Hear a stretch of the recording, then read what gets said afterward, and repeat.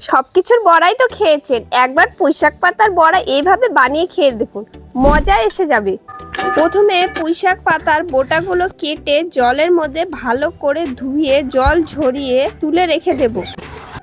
তারপরে চাল আর ডাল আমি ভিজিয়ে রেখেছিলাম, এখন আদা লঙ্কা দিয়ে ভালো করে পাটায় বেটে তুলে নেব। এরপর চাল আর ডাল বাটার মধ্যে লবণ, হলুদ, শুকনো লঙ্কা গুঁড়ো, গরম মশলা, কালো জিরা দিয়ে একটু মিশিয়ে জল দিয়ে একটা মিডিয়াম আকারের বাটার বানিয়ে নেব। তারপরে ওভেনে কড়াই বসিয়ে তেল দিয়ে পুঁইশাক পাতাগুলো বাটারের সাথে এপিট ওপিট ভালো করে মিশিয়ে ভাজ করে গরম তেলে একে একে ছেড়ে উল্টে পাল্টে ভেজে তুলে নিলেই তৈরি আমাদের বাড়ির সবার প্রিয় পুঁই পাতার বড়া। ভিডিওটি যদি ভালো লাগে লাইক, কমেন্ট, সাবস্ক্রাইব করে কমেন্টে জানাতে অবশ্যই ভুলবেন না।